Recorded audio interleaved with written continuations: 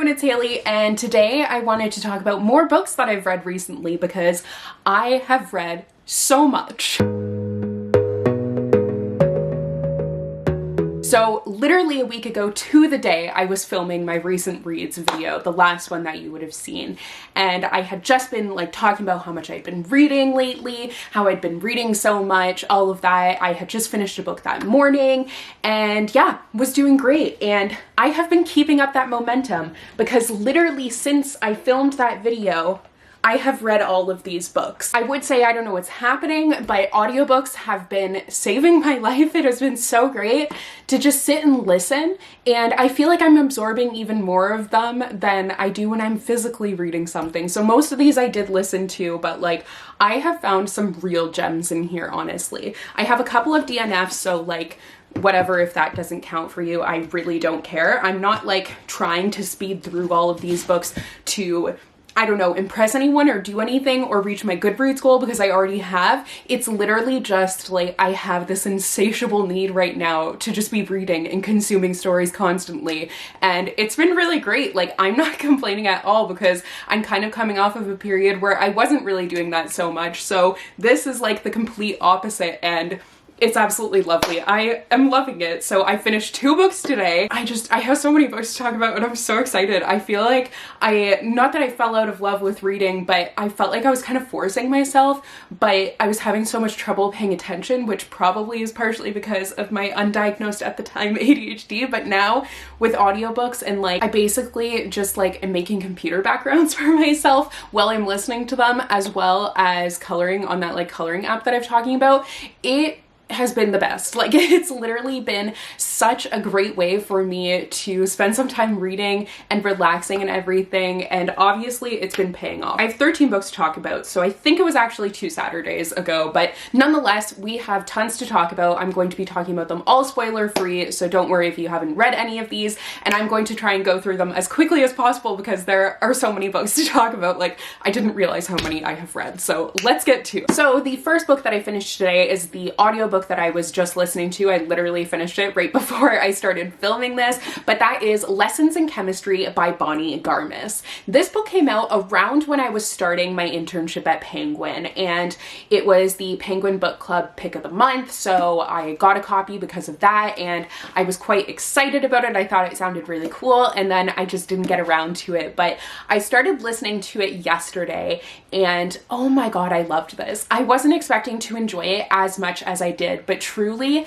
this was so good. I just didn't know what to expect. I knew that it was set in like the 1950s, 1960s, and it was following a woman who is a chemist, which obviously she's not respected. Like there's a lot of gatekeeping there, but I didn't know about like the reality show that she starts. She starts this reality cooking show, but it's different than like other shows. So she's kind of defying what the producers want her to do, because she's actually like teaching these women about chemistry and how to stand up for themselves and everything. And she's like defying all these societal norms and just being who she is.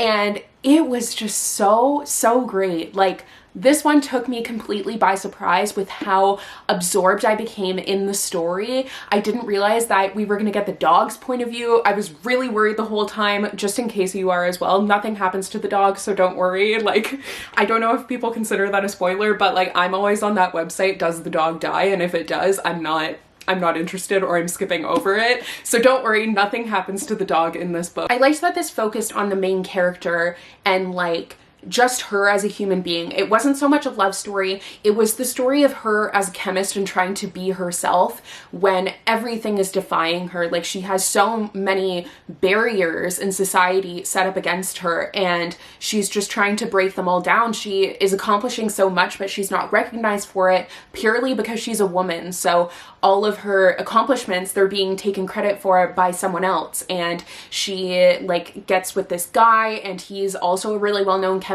so that ends up kind of throwing a wrench in things. She has a child, so that throws a wrench in things. Like just constantly obstacles, and you see how she's dealing with them. And then ultimately when she is like sharing her knowledge with other like women out there, it was just so freaking good. I loved the writing. I thought the writing did a great job of conveying the story. It was really interesting and different, and yeah, I had a blast with this one. It was like sad and hard to read because of what these women went through, and you can only imagine like how many women went through something like that, and especially women of color who their accomplishments aren't even recognized just because of who they are. Like, it's so terrible to think of, and you like to think that that gatekeeping doesn't exist anymore, but it definitely does. Maybe not to that extent, but I'm also kind of hesitant to say that. But yeah, it's definitely going to be a read that will make you think, but highly recommend, because it manages to be heavy in the way that it like teaches you a lot. There's a lot going on in it, but at the same time it is light because the main character has just such kind of like a quirky voice, but not quirky in like a caricature way. I don't really know how to describe it other than just read it. The other book that I finished this morning is The Cheat Sheet by Sarah Adams. So this book had been really hyped up on TikTok as a friends to lovers romance. It's definitely more of a PG-13 one, rather than the other TikTok books, which are usually kind of like R-rated. This one is more of a fade to black romance. It's like no smut whatsoever.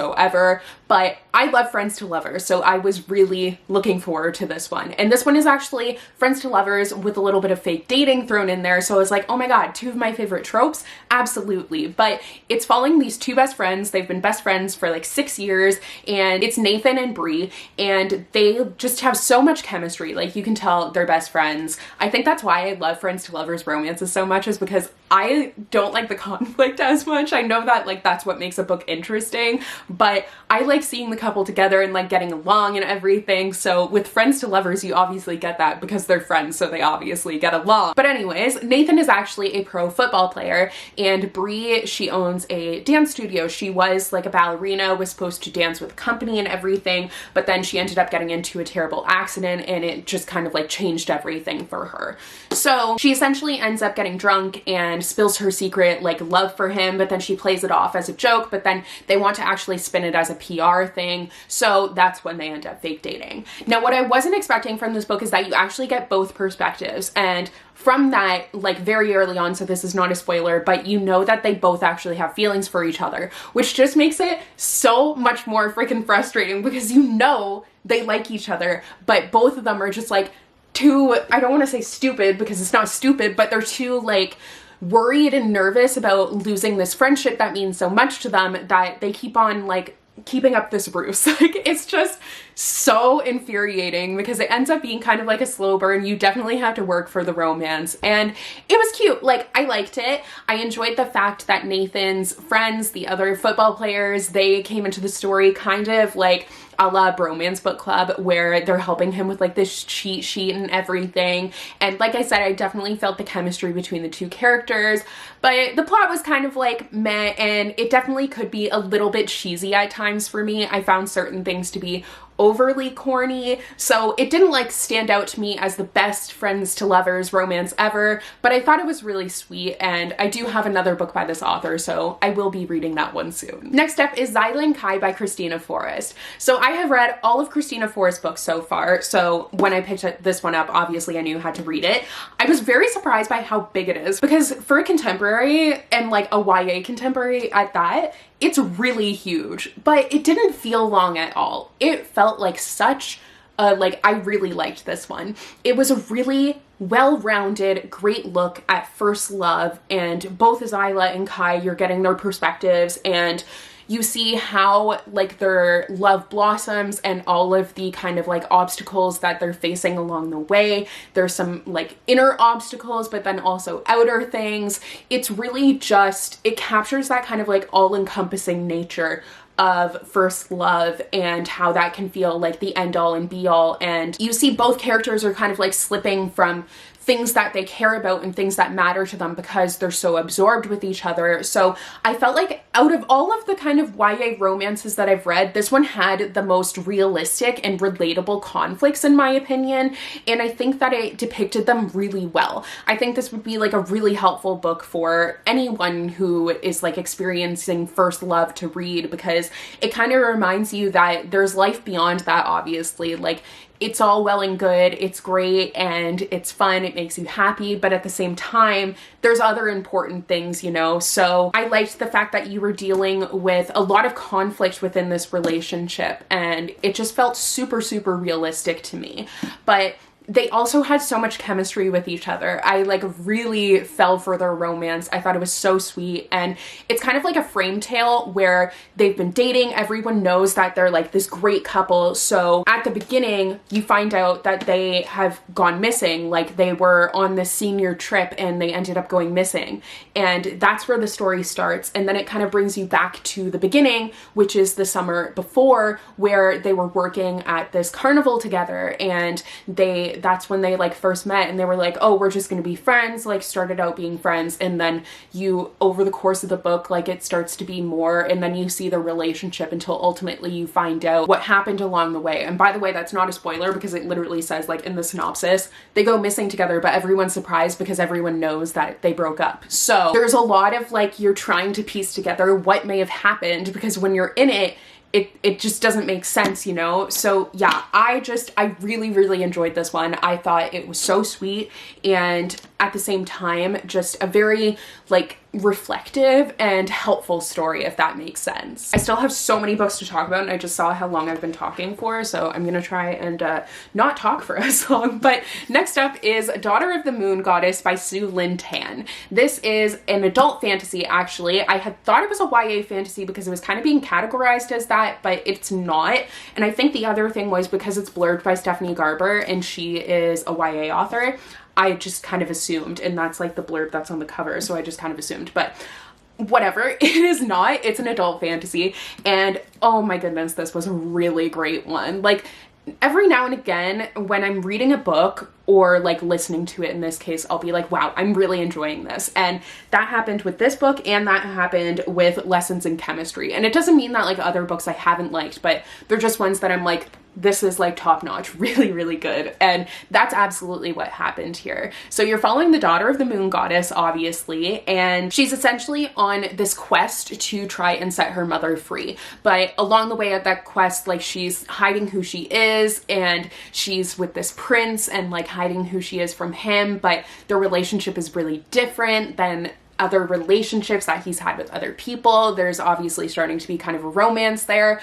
This is once again a book that follows a really long span of time, and I love when books follow a really long span of time because I find it never bores me. I feel more so like I'm really getting to know these characters and getting a full picture of things, and that was absolutely what I felt like I got here. I felt like it took work to get to the end, but not in a bad way. Like, it felt super satisfying all around. You saw so much development from the main character and from her relationships as well, and how hard she worked. Like, she was just a real pleasure to follow, honestly, and the world was super cool and interesting as well. I know that there is a sequel out now, or at least I believe it's a sequel, because I mean, the cover looks the same. I'll have to look into it, but I probably will actually be reading that one because I just enjoyed this one so much that I think I'm gonna need to continue with it. But this was super hyped up, and I understand why. The writing was so good, like loved the writing, and the story itself, like plot was amazing, characters were amazing. It was just all around a success for me. Next up, I finally got to One Last Stop by Casey McQuiston. This is another one I really loved. I swear, like, I haven't loved every single book that I've read lately, but it just kind of feels like I've been having so many successes, and I don't know why, but hey, I'm not complaining, obviously. But this is by the author of Red, White, and Royal Blue, and I actually have the latest by this author. They have a YA book out, and I've wanted to read it, but I wanted to read this one first because, like, chronologically for publishing, that's how they came out. They're unrelated. However, I felt like it was right for me to read this one first. And oh, I'm so glad that I did. I really, really enjoyed this one. This was just like a love letter to the LGBTQ plus community, and it was so well done.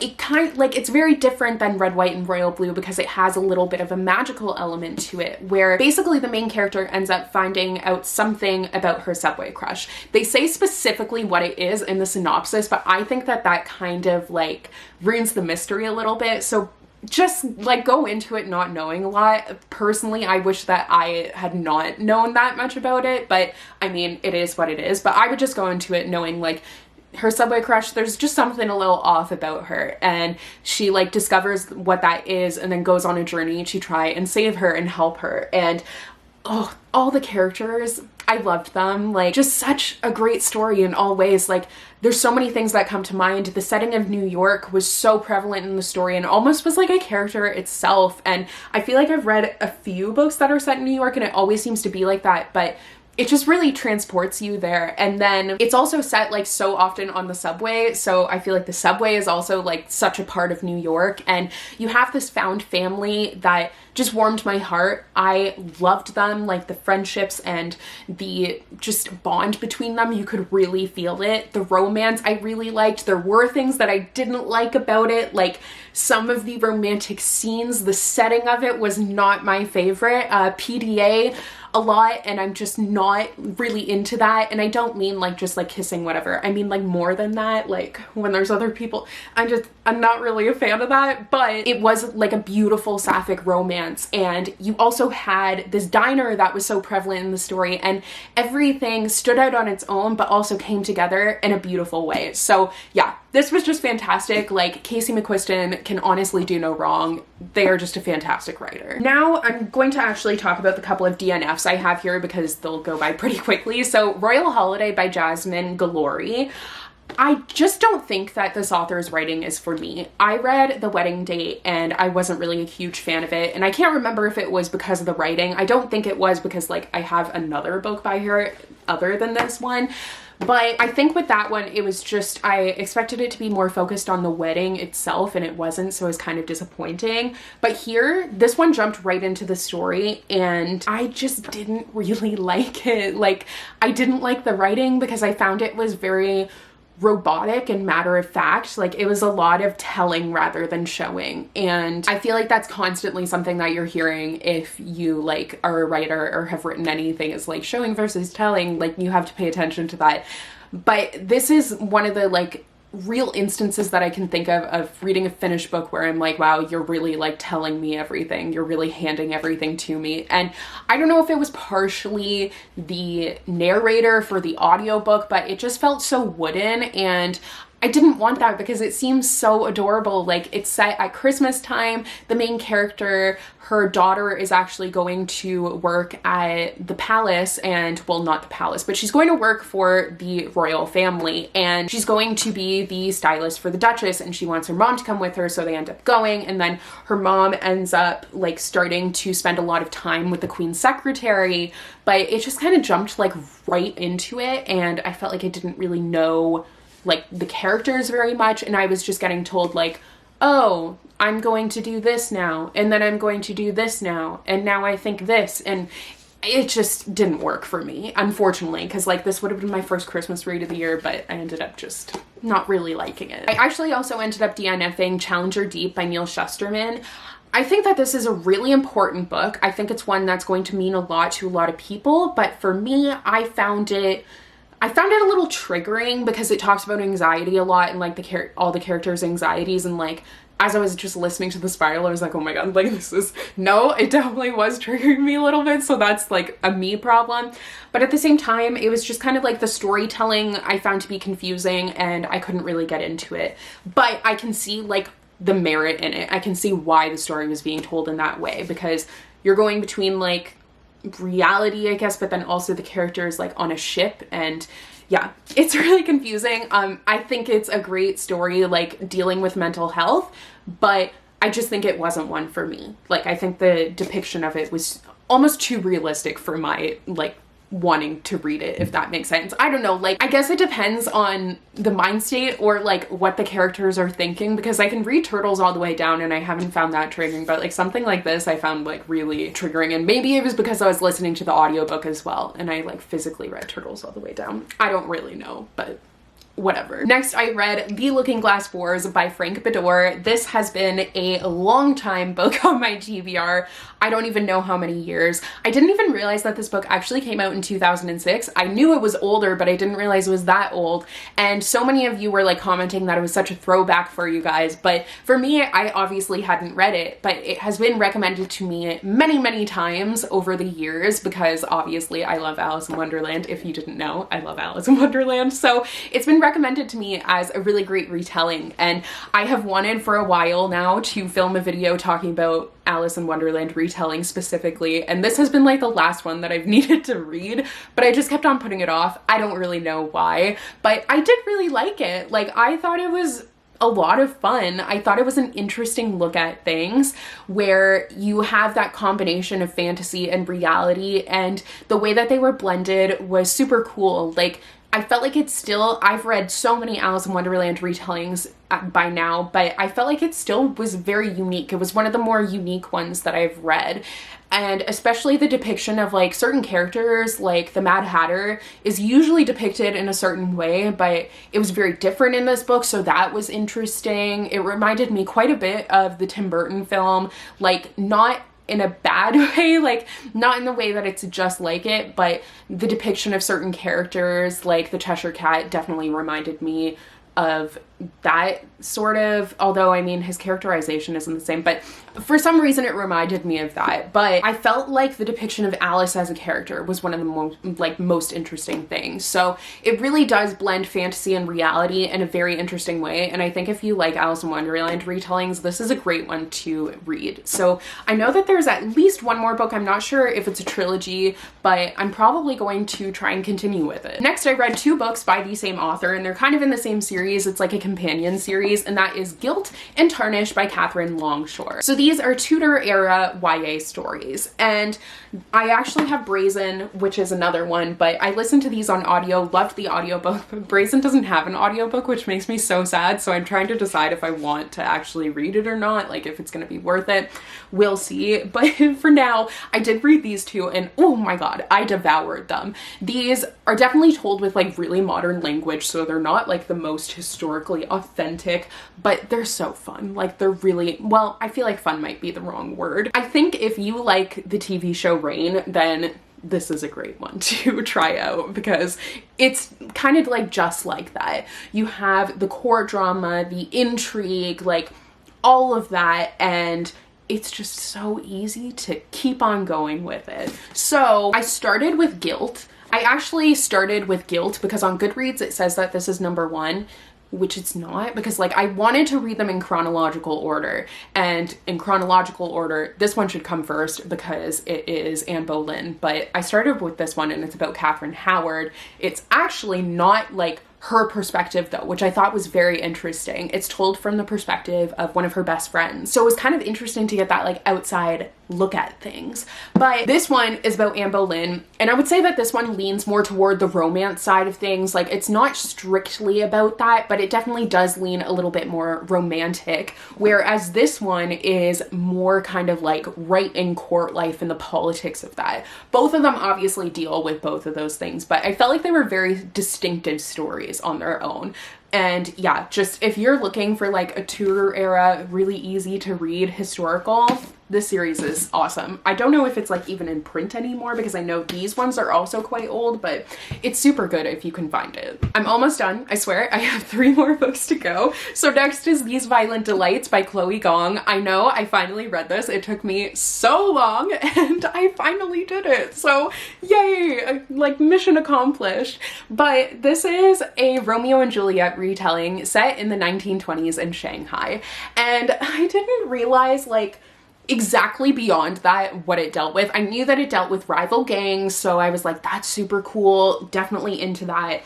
I didn't realize the like the gross aspect of it, I guess, because there's a really nasty like plague thing that's going around, and it was so hard to read at times or listen to. I was like, bleh, like it definitely made me kind of itchy, but it was super well written. Like, this was so good, and I enjoyed the dynamics. I enjoyed the Romeo and Juliet retelling aspect of it, and the setting and the gang culture. Like, you have a really interesting main character, a very flawed main character. It was just so cool. Like, this was exactly what I was hoping that it was going to be, and I can't wait to read the next one and more by Chloe Gong, because I have like other books by her too that now I definitely need to read. Next is Kingdom of the Cursed by Kerri Maniscalco. Finally read this one as well. So this is the second book to, what's the first one again? Kingdom of the Wicked. And the third one's already out, so I will probably be reading that one soon. This one, it apparently flips to new adult, but I'm pretty sure that you still find it in like the YA section at the bookstore because new adult is not its own section. I will just say it's definitely not YA. It's definitely way more mature, and it really leans into the smut and the romance aspect of it, which I'm not complaining about because I did like it. It was kind of like a Court of Mist and Fury situation where like the first book, there's kind of like a little bit of smut, like a little bit of steamy moments, and then all of a sudden you're being like slapped in the face with it. And I was like, wow. So yeah, just a fair warning if you read the first book, this definitely is not YA anymore, but it's still really enjoyable. The whole like world and the characters, like the wrath and everything like that was so interesting, and it has the vibes that I'm looking for around fall, like for sure, through and through. It's just a great series, but do be aware that it has gotten very romantic and very saucy, if you will. And the final book that I have read recently is The Invisible Life of Addie LaRue by V.E. Schwab. Another one I have had for so long. I'm just taking advantage of like this time in my life where I'm feeling just like reading everything and devouring books to go through books that I have had for a super, super long time and finally get to them. And it's been great. I really liked Addie LaRue. I didn't love it. So I'd say like for the beginning, I was kind of having trouble, wasn't really feeling it all that much. And I would say it wasn't until about like, honestly, maybe 2/3 or 3/4 of the way through that I was like, oh, I really like this. So I kind of want to say I like it more than I really liked it, but it took a while. It took a while for me to get into, and if I had been physically reading it, it would not have worked. Like I know that I had heard from a lot of people that it was very slow in the beginning, but it was slow for quite a while. It was slow for a really long time, and it was just kind of the nature of the story. It did end up like all piecing together and I understood things, but there was a really long time where you're kind of meandering like, why? Why is this happening? Like you have a lot of questions, but you're watching a relationship build and you still don't have answers really to the questions. So if you don't know, this story is about Addie LaRue, obviously, and she makes a deal with the devil where she's able to live forever, but she's going to be forgotten by everyone that she ever meets. So you're following her life over years and years and years and years, and you're jumping from the present to the past and once again following a very long period of time to get a very well-rounded look at her life. And yeah, I can't even imagine writing this. I'm sure it would have been really complicated and confusing, but it was super good. I did think it was very well done.